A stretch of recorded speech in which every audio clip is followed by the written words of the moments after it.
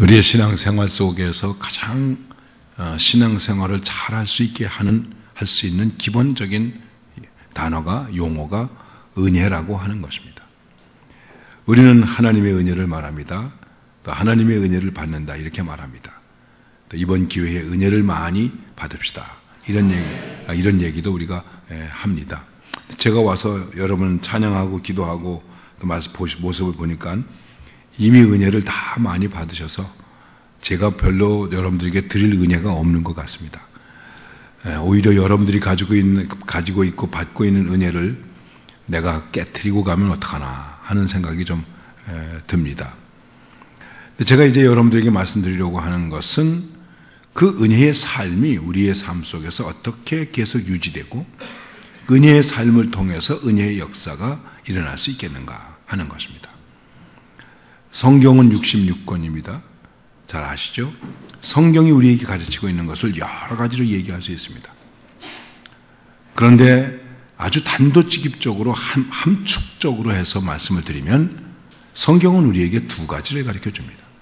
하나는 어떻게 죄인이 하나님의 은혜를 받을 수 있는가, 이걸 가르쳐 주는 것입니다. 이 세상에 책이 많습니다. 좋은 책 많이 있습니다. 재미있는 책도 많이 있습니다. 훌륭한 내용들을 가지고 있는 책이 많이 있습니다. 제가 이렇게 말씀을 드리면 혹시 여러분들께서 저 사람 총회장이나 된 사람이 혹시 이단 아니야? 이렇게 생각할지도 모르겠지만 성경보다 더 재미있고 훌륭한 교훈을 주고 있는 책들이 세상에 많이 있어요. 여러분 혹시 명심보감을 읽어보셨습니까? 왜 명심보감인지 아십니까? 우리 마음에 꼭 심어야 할 보배로운 말씀, 보석과 같은 말씀이 있다는 거예요. 그래서 명심보감이라는 거예요. 교훈적으로 얘기를 하면, 가르치는 것으로 얘기를 하면 이 세상에 훨씬 더 재미있고 감동적인 얘기가 많이 있습니다. 저는 불경도 좀 읽어봤습니다. 많이 읽진 않았어요. 그 가운데 부모 은중경이라는 불경이 있어요. 부모님의 은혜에 대해서 얘기하는 내용이에요. 눈물 나더라고요. 야, 부모님의 은혜에 대해서 우리들을 어떻게 잉태했고 어떻게 배 안에 가지고 있었고 어떻게 키우고 하는 그것들에 대해서 쫙 얘기를 해놨는데 감동이 돼서 눈물이 나더라고요. 다시 한번 말씀드리지만 세상에 이런 훌륭한 책들은 많이 있다는 거예요. 그런데 결정적으로 뭐가 없는가? 죄인이, 의인이 아닙니다. 죄인이 하나님의 은혜를 받는다. 죄인이 은혜를 받을 수 있는 그러한 말씀을 주는 책은 성경 이외에 없습니다. 이 중요한 거예요. 여러분 성경에 나와 있는 인물들을 보십시오. 훌륭한 인물이 누가 있습니까? 생각해 보세요. 우리보다 별로 훌륭하지 못하더라고요. 아브라함, 자기 죽을까 봐 말이죠. 자기 부인을 누이 동생이라고 속이고 정말 남자 망신 다 시켜주고 있어요. 그렇지 않습니까? 성경에 있는 사람들이 무슨 업적을 세운 게 있습니까? 솔로몬이 성전을 지었고 왕궁을 지은 것 이외에 그렇게 큰 역사를 이룬 사람도 별로 없습니다. 그리고 별로 거룩하지도 못해요. 야곱도 보세요. 부인이 4사람이나 되고. 그래서 부인이 4사람이라 그러면 남자들이 좋을까요? 생각해 보세요. 아브라함도 보세요. 사라가 아이를 못 낳으니까 어떡합니까? 하갈을 주잖아요. 하갈이 누굽니까? 그렇게 따지면 한국적으로 표현하면 씨바지 아닙니까? 어떻게 믿음의 집안에서 씨바지를 받아서 아이를 낳을 생각을 합니까? 그게 믿음이 있는 사람의 가정에서의 이야기란 말이에요. 그리고 그 이야기가 성경에 있어요. 성경이 뭐 그렇게 훌륭한 책입니까? 지금 여러분들에게 말씀드린 것처럼 그러나 성경이 성경인 것은 왜 그러냐면 바로 그런 사람도 하나님의 은혜를 받을 수 있다. 할렐루야. 그리고 그 은혜가 그러기 때문에 나중에 어떻게 됩니까? 나 같은 것도 은혜를 받게 되었다. 이렇게 되는 거예요. 조금 얘기가 길어졌죠. 미안합니다. 성경이 우리에게 주는 핵심적인 교훈은 의인이 아닙니다. 죄인이 어떻게 은혜를 받을 수 있는가? 죄인이 은혜 받을 수 있는 길을 가르쳐줘요. 거룩하지 못한 사람이 거룩할 수 있는 길을 가르쳐줘요. 지옥의 사람이 하나님 나라의 사람으로 바뀌는 것을 가르쳐줘요. 진노의 사람이 축복을 받을 수 있는 것을 가르쳐줘요. 그게 뭐냐? 은혜를 어떻게 하면 은혜를 받는가? 이것을 우리에게 가르쳐주는 거예요. 두 번째는 그 은혜를 받은 사람이 어떻게 하나님과 동행하는 삶을 살 수 있을까? 이걸 가르쳐주는 거예요. 간단하게 다시 한번 정리를 드린다면 은혜 받은 사람이 어떻게 은혜의 하나님과 이 세상을 동행하면서 살아갈 수 있을까? 이걸 가르쳐 줍니다. 오늘 제가 여러분들과 함께 베드로에 대한 이야기를 하게 됩니다. 자, 은혜. 그렇기 때문에 여기서 은혜를 다시 한번 정리하면 다 아시는 얘기지만 은혜가 뭔가? 은혜는 거둬주는 거예요. 거둬주는 거예요. 그렇지 않으면 선물이 될 수가 없고 은혜가 될 수 없어요. 내가 선물을 받았는데 1,000원짜리 줬구나. 나도 1,000원짜리 하나 갖다 줘야 되겠구나. 이렇게 되죠. 제가 아이들 결혼을 하고 나는데 제 아내가 뭐 열심히 적고 있더라고요. 여보 뭘 적어? 그랬더니 누가 얼마 하고 누가 얼마 하고 이거 적어놔야죠. 그건 적어서 뭐 하게? 그래야 나도 이 다음에 5만 원 했으니까 5만 원 하고 3만 원 했으니까 3만 원 하고 1,000원 했으니까 10,000원 하고 나도 그래야 이거 갚아줄 거 아니요. 여러분 그렇게 합니까? 안 합니까? 솔직히 얘기해봐요. 그래 안 그래요? 괜히 점잖은 척하지 마시고 대개 다 그렇게 하지 않습니까? 그래서 청첩장 오면 우리는 청첩장이라고 그러죠. 뭐라 그러죠? 고지서라고 그래요. 축하받을 일을 만들어 놓고 축하장이 왔네 이렇게 생각하지 않고 아이고 고지서가 왔네. 요새 왜 이렇게 결혼식이 많은지 모르겠어. 예. 우리 교회도요 이번 토요일날 제 결혼주를 2번 해야 돼요. 야 우리 교인들 주머니 많이 털리겠구나. 그래서 장례는 또 왜 이렇게 많이 나는지. 그러니 우리 집에 왔으니까 나도 가야지. 우리 이렇게 생각하죠. 그것도 그나마도 하면 다행이죠. 그나마도 안 하는 사람도 있습니다. 그렇게 갚는 것은 내게 은혜가 안 되는 거예요. 내가 갚을 수 있으면 은혜가 안 되는 거예요. 그렇기 때문에 은혜는 거저받는 것이며 그 다음에 두 번째 조금 더 은혜가 되는 것이 무엇일까? 자격이 없는데도 주는 거예요. 자격이 없는데도 주는 거예요. 아까 말씀드렸잖아요. 우리가 하나님의 은혜를 받을 자격이 없습니다. 자격이 없음에도 불구하고 은혜를 주셨어요. 죄인임에도 불구하고 은혜를 주셨어요. 아버지, 나는 아버지의 아들 자격이 없습니다. 나는 하늘과 아버지께 죄를 지었습니다. 아들로 받아주지 마세요. 일꾼이라도 황공무지합니다. 근데 아버지가 아니야. 너 내 아들이야. 죽었다가 살아난 아들이야. 잃어버렸다가 다시 찾은 아들이야. 야, 잔치하자. 소 잡아라. 이 아버지 진짜 미쳤네. 그렇습니까? 소를 잡았으면 닭은 안 잡았겠습니까? 그래가지고 그냥 갈비탕 무슨 탕 탕탕탕탕 만들어 놓고 잔치했어요. 그것뿐입니까? 옷 갈아입혀 가락지 끼워 신발 신겨. 이 아들이 얼마나 민망스러웠겠어요. 그래서 할 말이 없는 거예요. 아들이 뭐라 그럽니까? 그냥 끽 소리 안 하고 가만히 있어요. 왜? 할 말이 없잖아요. 은혜는 자격 없는 사람이 은혜를 받았다고 생각하는 것입니다. 그렇기 때문에 은혜 받은 사람은 말이 없는 거예요. 근데 요새 교회에서 이렇게 말이 많은지 모르겠어요. 그 말 많은 사람들은 거의 99% 정확해요. 별로 은혜 생활을 못하고 있는 사람이에요. 그리고 지금 말씀드린 것처럼 은혜는 갚을 수가 없는 거예요. 거저주는 것이고 자격이 없는데도 주는 것이고, 그 다음에 그것을 내가 갚을 수가 없다. 나에게 은혜가 거저 주어지기 위해서 거기는 큰 대가가 치워졌는데 그 부분에 대해서 내가 갚을 수가 없다는 것입니다. 자, 우리가 이렇게 은혜를 받은 사람인데 이 은혜를 받은 사람이 어떻게 해서 계속해서 은혜의 생활을 할 수 있겠는가? 이게 중요한 거예요. 참으로 안타까운 것은 저도 마찬가지겠죠. 안타까운 것은 은혜를 받았다고 하는 사람들이 은혜의 삶을 못 사는 거예요. 이게 문제가 되는 거예요. 오늘 베드로는 고기를 많이 잡았어요. 은혜 받았죠. 그래서 주님을 따라가는 사람이 되었어요. 사람 나누는 어부가 되었어요. 주님의 제자가 되었어요. 은혜 받았구나. 우리가 이렇게 생각하시겠죠. 물론 그렇습니다. 그런데 결론적으로 말씀을 드리면 베드로가 은혜를 받게 되었습니다. 은혜를 받게 되었는데 어떻게 되었습니까? 대박이 터졌습니까? 아닙니다. 착각하지 마세요. 버려두고 따르게 되었어요.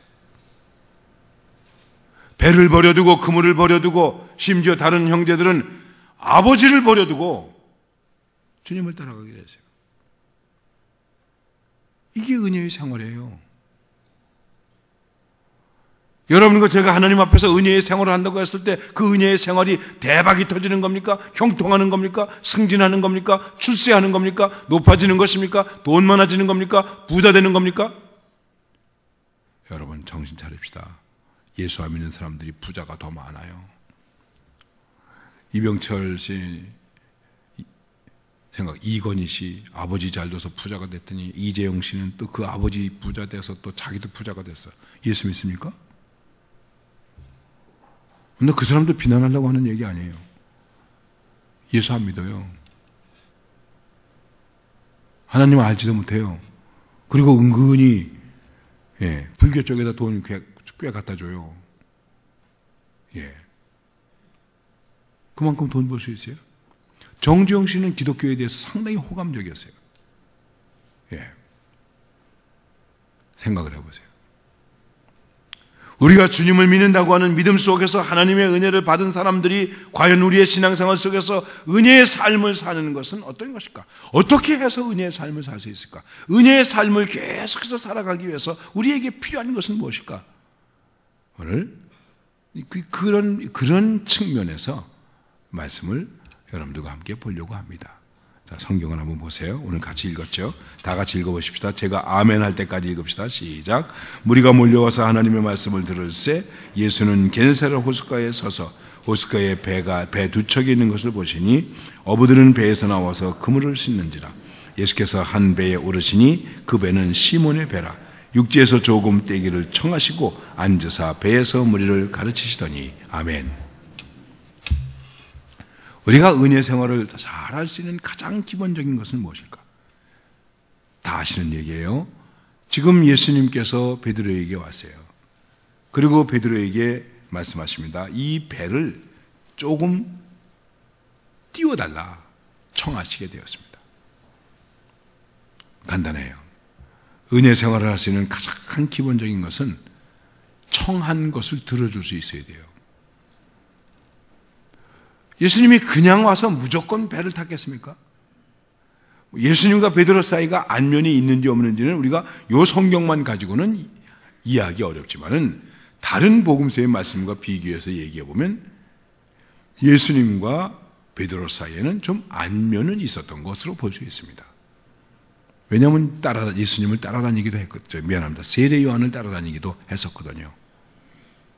그리고 나사렛 그 동네에서 가버나움 동네가 그렇게 아주 멀지는 않았기 때문에 시골에서의 거리를 따지면 아주 좀 먼 거리이기도 했지만 나름대로 좀 소통과 교제가 있지 않았겠나. 우리가 이렇게 생각할 수 있습니다. 얼마나 친숙했는지 안 했는지 잘 모르겠어요. 중요한 것은 여러분 생면부지의 사람이 와가지고 배 빌려달라고 그러겠습니까? 뭔가 좀 안면이 있고 아는 사이이기 때문에 배를 빌려달라고 그러지 않겠습니까? 죄송합니다. 미안합니다. 배 좀 빌려주시겠습니까? 베드로가 이거 빌려줘도 되나? 이게 내 밥그릇인데 고기 잡아야 밥 먹고 살지 않습니까? 베드로는 레저를 즐기기 위해서 고기를 잡는 사람이 아니에요. 어부예요. 커머셜 피셔. 돈을 벌어야 하는 상업적인 어부란 말이에요. 거기다가 지난밤에 고기도 한 마리 못 잡아서 우리말로 말하면 재수 온 붙었어요. 기분 나빠 죽겠는데 금을 씻고 있는데 배 빌려달라고? 이 사람 정신이 있나 없나? 눈자리 보고 다리 뻗으랬다고. 지금 내 기분이 배 빌려줄 기분인가? 근데 거기다 뭐라고 얘기합니까? 배를 또 띄워달래? 배를 띄워달래? 근데 베드로는 그렇게 해줬어요. 우리 인간적인 입장에서 생각해 보십시오. 여러분, 친교 관계를 유지해야 된다는 거예요. 은혜의 삶을 살려면은 청을 들어줄 수 있어야 됩니다. 빌려달라고 그러는 것을 빌려줄 수 있어야 됩니다. 가장 기본적인 인간관계에 있어서의 친교 관계가 형성되어야 은혜 생활을 계속할 수 있다는 것입니다. 우리가 아무리 주님 안에서 한 형제요, 자매요 이렇게 얘기하지만은 어떻습니까? 우리 교회 안에서도 다 끼리끼리 놀아요. 친한 사람끼리 놀아요. 그래서 새 교우가 와서 발붙이기 힘들어요. 새 가족이 와가지고 뭐 조금 열심히 내려고 그러면 언제 얼마 되지도 않는 게 나선다고 그래요. 그렇죠? 예. 뭐 거기다 비유해서 미안합니다. 예? 새로운 교인을 해딱이라고 그러면 오래 다닌 교인은 묵은 닭이에요. 그런데 해딱들이 뭐라고 좀 이렇게 해딱들은 좀 잘 몰라. 그래서 해딱해. 예. 약간 해딱하거든요. 그러면 이걸 좀 잘 다듬어줘, 이게 보살펴줘야 되는데 예? 묵은 닭이 하면 어떻게 되겠습니까? 그러면 해딱도 놀래가지고 알도 못 낳아. 자기도 알도 못 낳고 남도 알 못 낳게 해. 그런 일들이 종종 있어요. 예. 그러니까 해딱들이 좀 해딱 하더라도 묵은 닭들이 아니면 조금 덜 묵은 닭인 중닭들이 예? 좀 이렇게 잘 보살피고 좀 그래야 돼요. 친교 관계를 잘해야 돼요.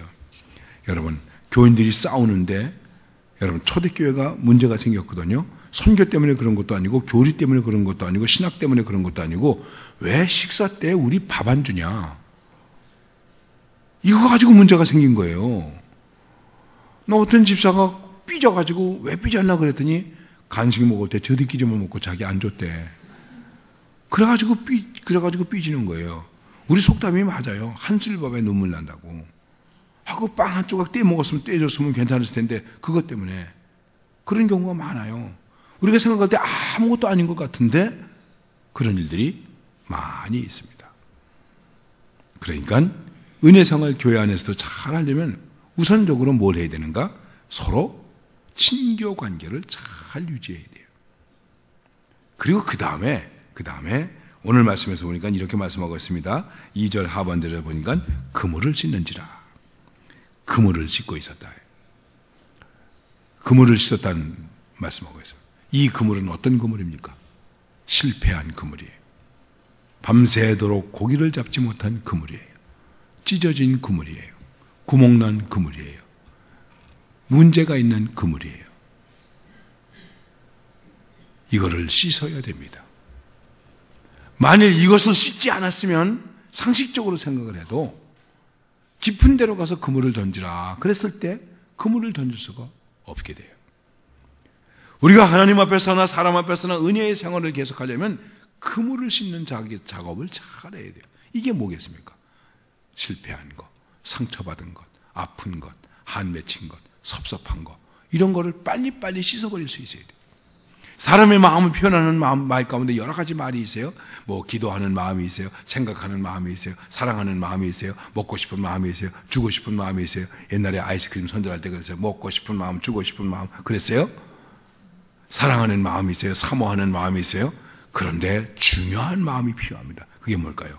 씻어버리는 마음. 여기 이렇게 가지고 계지 마세요. 우리 여자분들 제발 여기다 이렇게 가지고 계지 마세요. 그래서 부부싸움은 그때도 그랬잖아요. 지난번에도 그랬잖아요. 어제도 그랬잖아요. 앞으로도 또 그럴 거 아니에요. 이렇게 되는 거예요. 씻어버리세요. 아까도 잠깐 얘기했지만 목회하면서 제일 무서운 마귀가 있는데 뿔 달린 마귀가 아니라 섭섭해요. 섭섭마귀가 무섭더라고요. 섭섭마귀에 한번 걸리면은 풀어지기 힘들어요. 교회도 안 나와요. 섭섭마귀에 걸리면 천당도 안 가요. 예. 기분 좋으면 천당도 가려고 그래요. 이거는 조금 다른 용어로 얘기를 한다면 이렇게 얘기할 수 있는 것입니다. 우리가 은혜 생활을 잘 하려면은 자기의 감정을 잘 다스려야 된다. 여기에 묵은 마음과 찢기와 같은 마음과 이지러진 마음과 이런 마음들이 씻어버려져야 되는데 이게 씻어버려지지 않으면 종 한강에서 뺨을 맞고 종로에까지 와요. 그리고 종로에서 한강을 바라보고 눈을 겨고 우리가 그런단 말이에요. 예수를 믿는 사람들이 그런단 말이에요. 어떤 분이 우스갯소리 하는 얘기죠. 왜 우리들이 풀어지지 않을까? 안 믿는 사람들은 대포 한잔 하면 풀어지는데 왜 우리는 성찬을 같이 하면서도 안 풀어질까? 가만히 생각하니까 성찬의 잔이 좀 작은 것 같아. 예?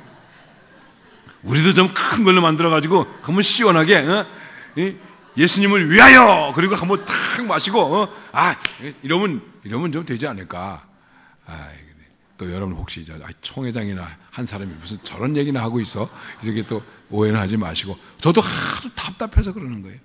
왜냐하면 예배 잘 드리고 그 다음에 재직하면서 싸우더라고. 저희 교회가 그런 교회였거든요. 내가 그런 교회에서 목회했기 때문에 내가 너무 가슴 절절하게 느끼는 거예요. 그리고 싸운 지 지금 20년 됐는데도 안 풀어지고 있어요. 아직도 안 풀어지고 있는 사람이 있어요. 아직도 인사 안 하는 사람이 있어요.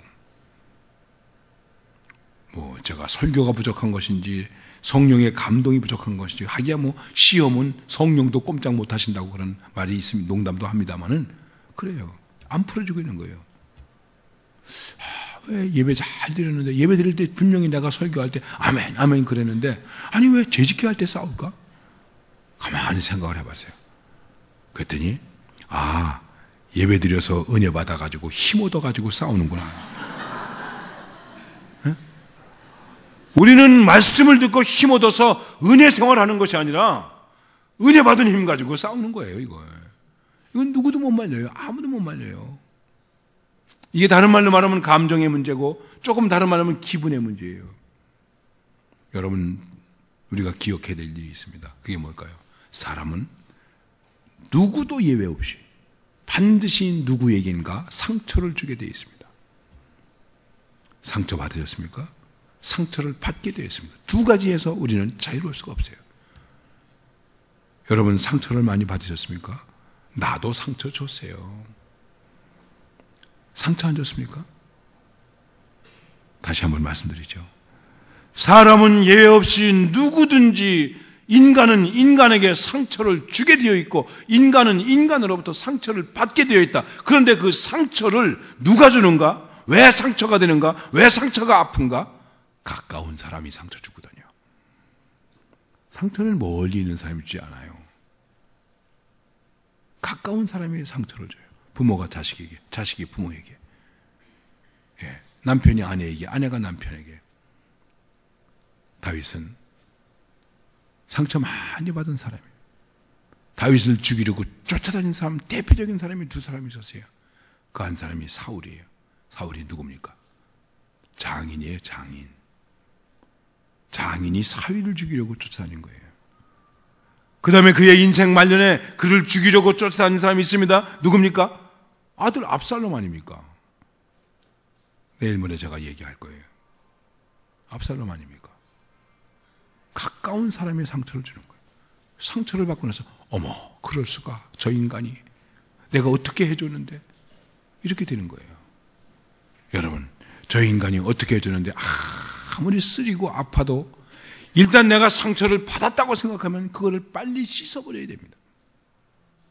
그물을 씻어야 됩니다. 이것이 가라앉지 않으면 우리는 은혜 생활을 할 수 없어요. 아무리 은혜를 받았다고 하더라도 은혜 생활을 할 수가 없게 되는 거예요. 은혜가 아닌 거예요.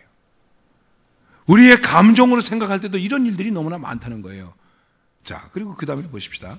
말씀을 보십시다. 이제 4절 말씀부터 봅시다. 시작. 말씀을 마치시고 시몬에게 이르시되 깊은 데로 가서 그물을 내려 고기를 잡으라.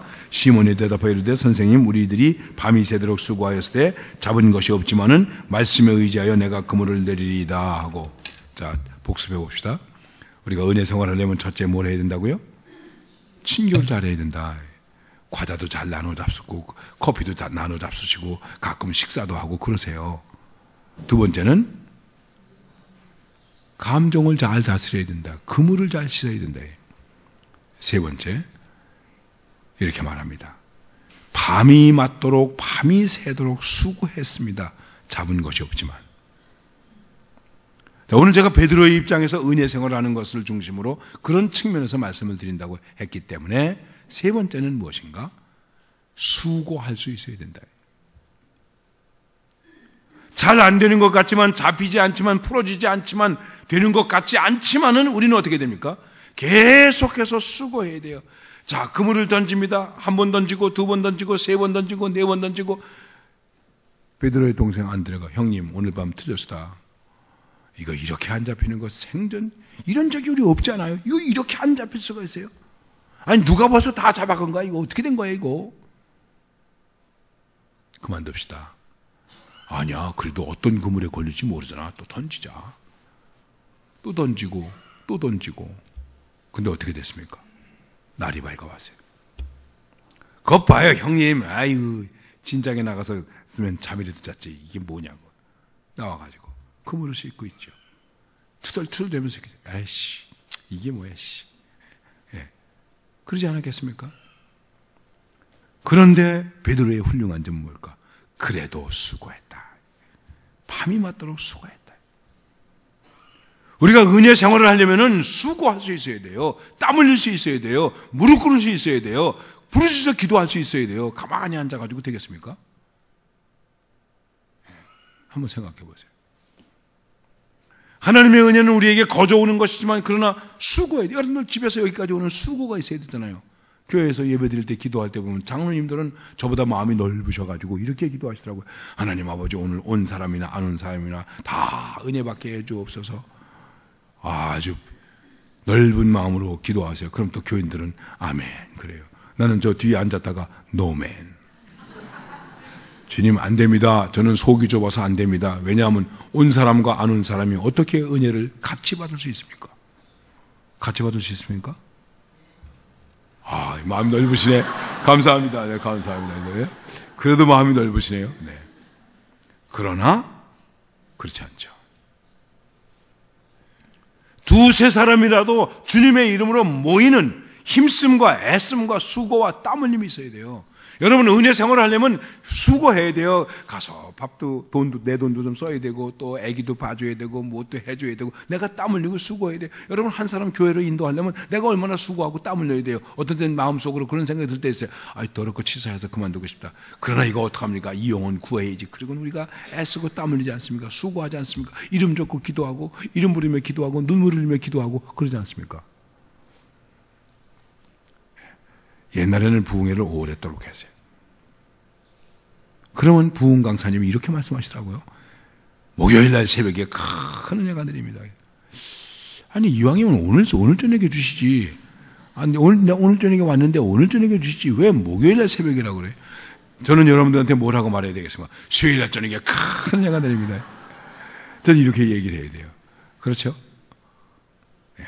왜냐하면 월요일날 나오고 화요일날 새벽 나오고 화요일날 낮 공부 나오고 저녁 나오고 수요일날 나오고 낮에 나오고 그 다음에 목요일날 나오고 여러분 그럼 그때쯤 가서 은혜 못 받겠습니까? 여러분 오늘보다 내일 새벽 내일 새벽보다 내일 저녁 내일 저녁보다 모레 새벽이 더 은혜가 많을 줄로 믿습니다. 나 여러분 꼬시는 거 아니에요. 네. 계속 나오시면 그렇게 은혜가 될 거예요. 네. 수고해야죠. 그렇지 않습니까? 혹시 여러분들께서 아이고 그래도 집회 안 되는데 한번 가봐야지 혹시나 그리고 왔는데 역시나 그렇구나 그러고 또 내일부터 안 나오지 마시고 여러분 오늘은 이제 이렇게 오셨는데 최소한도 제가 이제 여러분들한테 사정을 하나 해야 되는데 최소한도 내일 저녁도 이만큼은 오셔야 강사 체면이 좀 서지 않겠습니까? 아니 총회장 체면 좀 세워주십시오 여러분 좀 잘 부탁합니다. 우리 이모님들도 많이 애쓰시고 그러는데, 좀 여러분이 좀 애쓰시고 힘쓰셔서요. 그리고 너무 많이 모시고 오지 말고, 그냥 한 사람이 한 분만 모시고 오세요. 너무 많이 모시고 오면 교회도 좁은데 되겠습니까? 그냥 한 분이 한 분만 모시고 오면 돼요. 참, 이게 큰 걱정이에요. 이게 간단한 것 같은데, 우리는 지금, 나 이 얘기하면, 이런 얘기 나오면 이게 뭐라 그럴까. 정말 열불이 나서, 내가 또 흥분할 것 같아. 흥분해서 무슨 말을 할지 몰라서 그냥 그만둬야 될 것 같아요. 무슨 얘기냐면, 지금 대한민국 성도들이, 우리 교회 성도들이, 다른 교단 빼놓고 대한예수교 장로회 통합적 교우들이 1년에 한 사람도 전도하지 못하고 있다는 거예요. 여러분 이거 어떻게 하시겠습니까? 내일 저녁에 내가 좀 얘기할게요. 우리가 하나님의 은혜를 나누고 하나님의 은혜를 받고 이 하나님의 은혜를 위해서 사는데 얼마나 애쓰고 수고하고 땀 흘리고 몸부림치고 하나님 앞에 구하고 있는가 생각해 보세요. 요즘 너무 유식하고 너무 세월이 좋아서 그런지 몰라도 옛날에는 기도원에 가서 뭐 소나무 뿌리도 뽑았다고 그러는데 요즘은 좋은 의자에 편안히 앉아서 껐덕껐덕 졸기나 잘하지. 은혜 제대로 받습니까? 은혜 받기 위해서 우리가 어떤 애를 쓰고 있습니까? 어떤 수고를 하고 있습니까? 자, 그런데 여기서 이제 조심할 게 하나 있어요. 내가 좀 친교도 잘하고, 그리고 내가 또 마음도 좀 넓게 갖고, 그래, 뭐 내가 참지, 내가 손해보지, 뭐, 그래. 이렇게 해서 마음도 잘 다스리고, 또 수고하고 애쓰고, 여기까지는 우리가 할 수 있는 거예요. 요거는 인간적인 수준에서 요 정도 할 수 있어요. 이 정도 할 수 있어요. 그런데 사실 요 인간적인 수준에서의 애씀과 노력이 있어도 거기 결실이 주어질 수 있어요. 그런데 여러분과 제가 정말 은혜의 삶을 사는 것은 무엇일까 하는 것입니다. 오늘 말씀에서 보니까 뭐라고 말씀하냐면 이렇게 말씀하고 있습니다. 우리가 밤이 새도록 수고했는데 얻은 것이 없습니다. 없지만은 말씀에 의지하여 내가 그물을 내리겠습니다. 말씀에 의지하겠습니다. 말씀에 의지하는 거예요. 뭐 더 여러 얘기할 거 없죠. 우리의 삶의 기준이 무엇입니까? 은혜의 기준이 무엇입니까? 은혜의 콘텐츠가 무엇입니까? 말씀이죠. 예. 말씀은 기록된 계시이면서 종결된 계시입니다.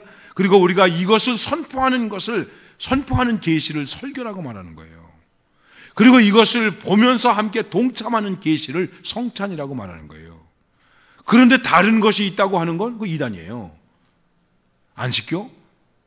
사도신경 고백해요. 찬송가 우리하고 똑같아요. 성경도 우리하고 똑같아요. 이단 아닌데? 이단이에요. 왜 그런지 아십니까? 거기는 파이트 회사라고 사는 사람이 받은 계시를 따로 공부해요. 성경 말고. 몰몬교? 굉장히 좋은 것 같죠? 몰몬경이 또 따로 있어요. 통일교, 원리강론이 또 따로 있어요.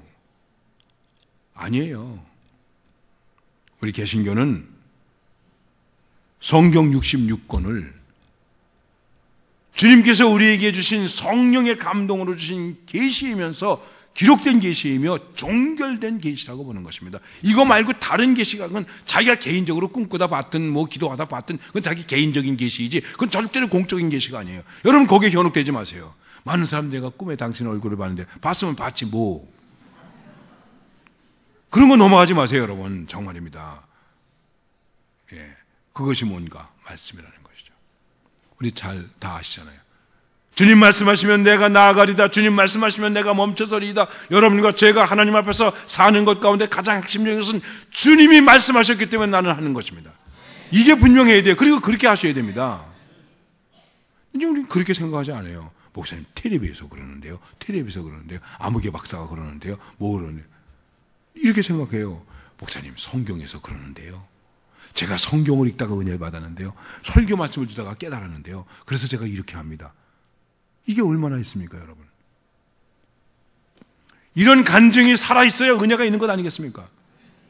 이제 이런 나이도 많으시고 거의 아마 100세 가까이 되셨을 텐데 미국의 갈버리 채플에 척 스미스라는 목사님 계셨어요. 제가 그분 오래전부터 아는 분이에요. 그분한테 들은 이제 세미나 중에서 이런 세미나가 있었어요. 교인들하고 상담하지 마세요. 말씀을 주십시오. 교인들하고 뭐 어려운 일인데 뭐 그런 거 할 때 그러세요? 그럼 말씀을 주라는 거예요. 말씀을 뭐 어떻게 줍니까? 근데 한 번은 말이죠. 새벽 1시인가 2시쯤 됐는데 전화가 왔어요. 여집사님한테 전화가. 목사님 지금 만날 수 있어요? 아니 여자 집사님이 나를 새벽 2시에 만나자면 이거 뭐 어떡합니까 이거? 목사님 지금 급한 일이에요. 그러세요? 솔직히 말하면 나가기도 싫고 이제 만나서 뭐 어떡하는가 이것도 그렇고 그래서 제가 척스미스 목사님 말씀이 생각났어요. 그래가지고 이렇게 말했어요. 집사님 제 말 잘 들으세요. 뭔데요? 저기 성경을 읽으세요. 그러니까 이 집사님이 뭐라고요? 성경을 읽으시라고요. 아니 상담하자고 그러는데 이 목사가 상담은 안 해주고 성경을 읽으라고 그러니까 이 집사님이 화가 났나 봐요. 신경이 나고. 성경이요? 어디서부터 읽어요? 그래서 나도 갑자기 다 할 말이 없어서 창세기서부터 읽으세요. 참 나도 참 이게 무식한 도깨비 부족도 못 읽는다고 이 무식한 목사가 그냥 그래 하세요. 그랬더니 알았어요. 전화 딱 끊더라고요. 근데 그래도 그 다음 주일날 안 오실 줄 알았더니 교회 오셨더라고요. 오셨는데 나한테 인사도 안 해. 나를 송충이 보듯 하더라고. 피하고 나도 말도 못 걸고. 한 3개월쯤 지났어요. 이 집사님은 새벽에 전화 거는 은사를 받으셨는지 또 밤중에 전화가 온 거예요. 여보세요? 목사님 저예요. 잠결에 이게 압니까? 아무개 집사야. 난 또 모르고 해결됐어요 그러는 거야.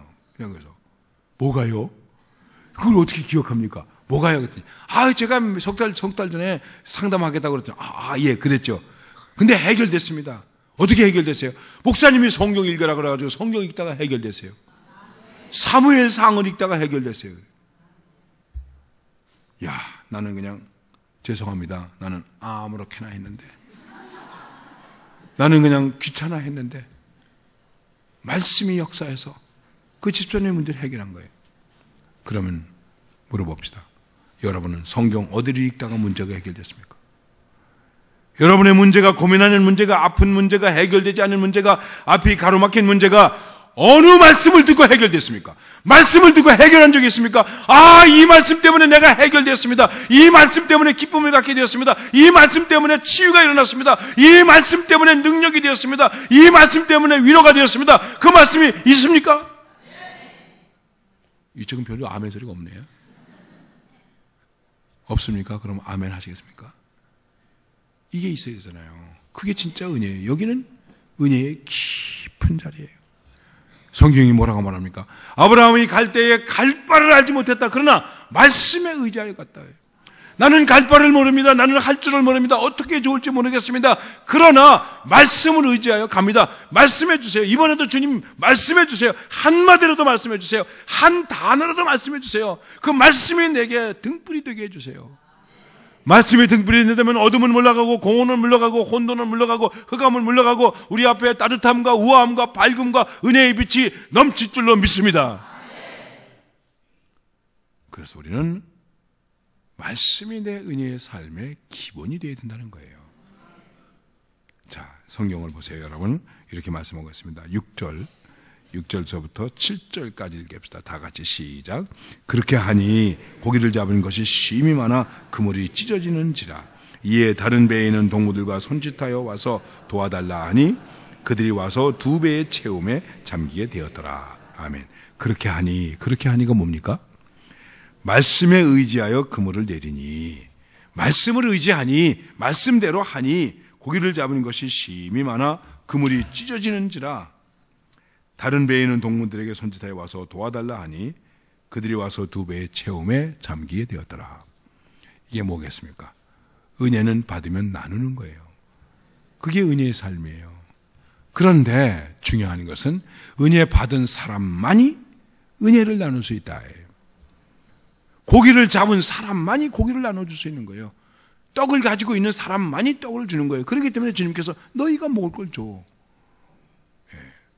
말씀하신 거예요. 왜 나누지 못할까? 왜 인색할까? 내가 은혜 받지 못했기 때문에 그런 거예요. 그렇습니다. 이게 성경이 우리에게 가르쳐주는 은혜의 삶의 비결이에요. 비결입니다. 내가 은혜를 받았다면 반드시 그 은혜를 나누어야 되는 것입니다. 자, 뭐, 사람이 많이 모이느냐, 안 모이느냐. 많이 모이면 안 모이는 것보다는 훨씬 좋겠지요. 중요한 것은 여러분들이 은혜를 받았다고 생각하면 은혜를 나눠야죠. 나누는 은혜를 받고 안 받고는 그 사람 책임이고 나는 은혜를 나눠야 돼요. 나누니까 은혜는 두 사람이 한 배에서 받았는데 두 배에 차게 되었어요. 이게 부흥이에요. 이게 기적이에요.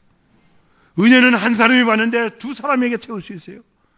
은혜는 한 사람이 받았는데 10사람에게 채울 수 있어요.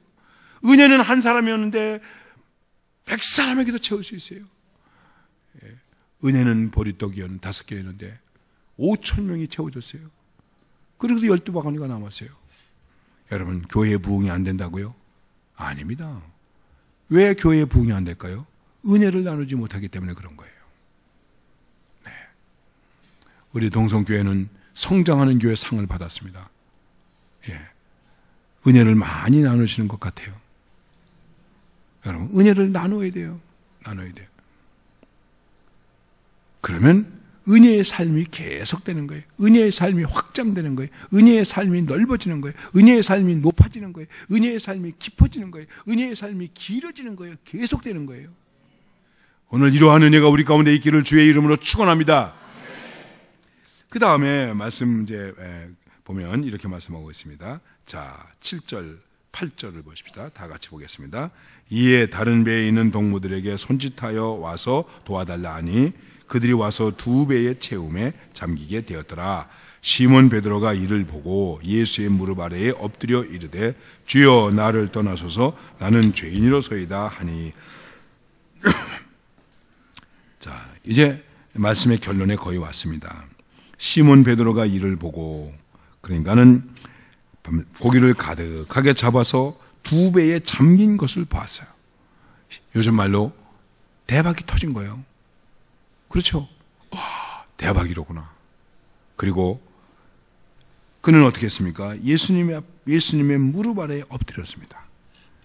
그리고 그 다음에 이렇게 말합니다. 왜 이런 얘기를 했는지 모르겠어요. 저 같으면 이렇게 말하지 않고 이렇게 표현했을 것 같아요. 예수님 앞에 무릎을 꿇고 예수님의 옷자락을 탁 붙잡고 아주 그것도 강렬하게 붙잡아야 돼요. 쫙 붙잡고 주님 동업합시다. 네?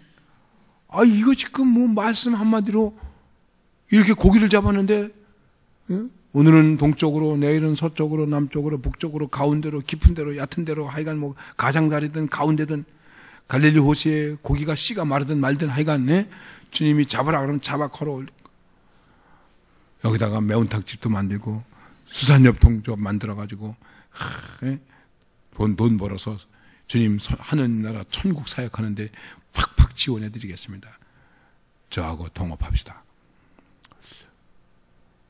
되게 썰렁하네 이렇게 얘기하니까. 예? 역시 제가 잘못 얘기하는 것 같아요. 그렇죠? 우리 인간적인 계산으로 그렇게 하시겠죠. 그런데 베드로가 보십시오.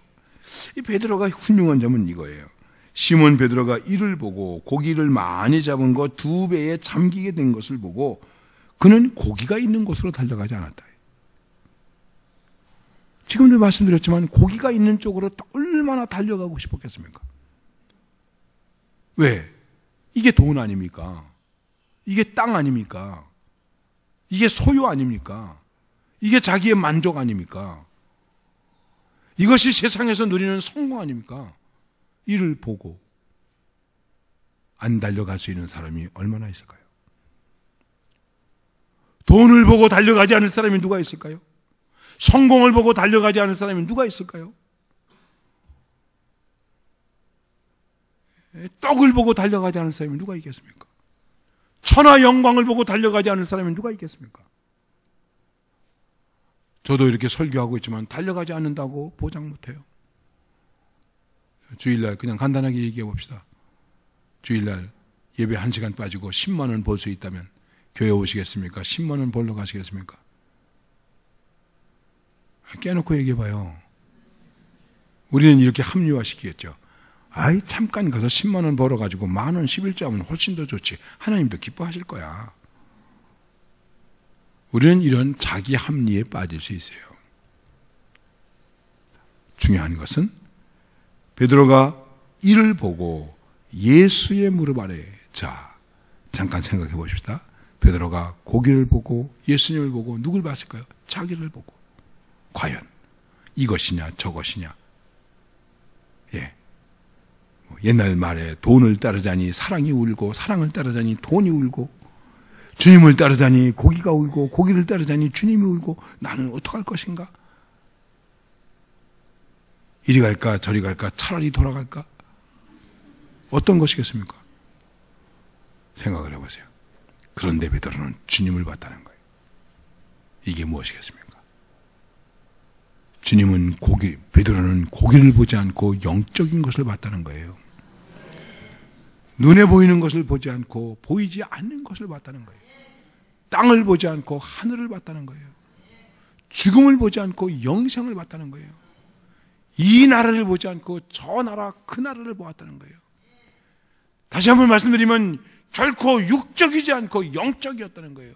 여러분과 제가 은혜로 사는 마지막은 무엇입니까? 결코 우리는 육적으로 사는 것이 아니죠. 떡으로 사는 것이 아니죠. 예? 세상 천하 영광으로 사는 것이 아니죠. 주님을 보고 사는 것이죠. 자, 여러분과 제가 나름대로 친교 관계를 잘할 수 있습니다. 또 우리들이 이제 내 감정을 잘 다스릴 수도 있습니다. 또 애쓰고 힘쓰고 수고하고 땀 흘릴 수 있습니다. 내가 나름대로 말씀대로 살 수 있습니다. 은혜를 나눌 수도 있습니다. 그런데 내가 진정으로 은혜 생활을 할 수 있는 내 은혜의 생활의 알파와 오메가는 어디에 있는가? 그것은 베드로처럼 주님을 보고 그 발 앞에 엎드려 주여 나는 죄인입니다 고백하는 거예요.